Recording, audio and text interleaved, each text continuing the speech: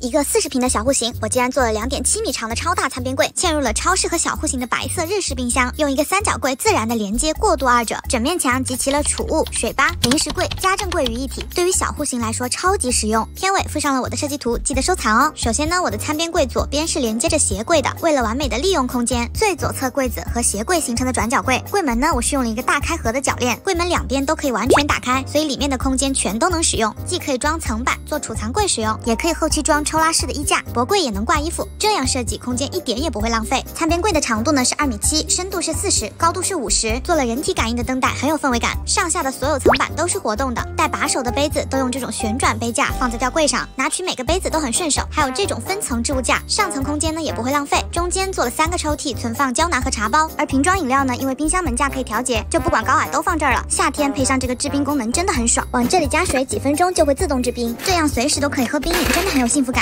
其他的干货就放在底下的零食柜里，但原本只有2层，拿取东西很不方便，我用这种自带背胶的拉篮做了改造，直接粘在柜子上就能用了，很方便。这样叠加使用呢，就不会浪费上层的空间，而且抽拉也是互相不影响的，东西都整整齐齐的码起来，很治愈。全屋定制的时候呢，我就预留好了冰箱的尺寸，做成了嵌入式，这样顶部的空间也能利用起来。冷冻室也是选的这种大抽屉式的，不会像那种4门冰箱一样一小格一小格的，不需要2次收纳，直接买回来码进去就好了。这儿一共3层，容量很大，装些囤货很有安全感。一些最近要吃的鱼啊、肉啊，就可以放进上层的这个特鲜冰温区，因为它一直是保持零下1度左右，不会起霜嘛，就可以避免反复解冻，放个3到7天都没问题。最底下这个蔬果室是独立的，不会和上层的剩菜串味，基本上放1周左右的话，都还是很新鲜的哦。另外嵌入式插座一定要留在上层的柜子里，冰箱才能完全的嵌入，不会突出哦。然后71后的冰箱和40后的餐边柜之间，我做了一个三角柜来衔接，既增加了储物空间，造型过渡呢也比较自然。里面是做成了家政柜，后期配合洞洞板就可以存放我家各种的清洁工具，记得一定要预留电源。后期像洗地机、吸尘器，平时放在柜子里就能充电，就很方便。最后就是想要整体的效果大气的话，吊顶也需要根据柜体的形状延伸过来，会更有整体感。配合这种磁吸的轨道射灯，效果很好。附上设计图，大家自取吧。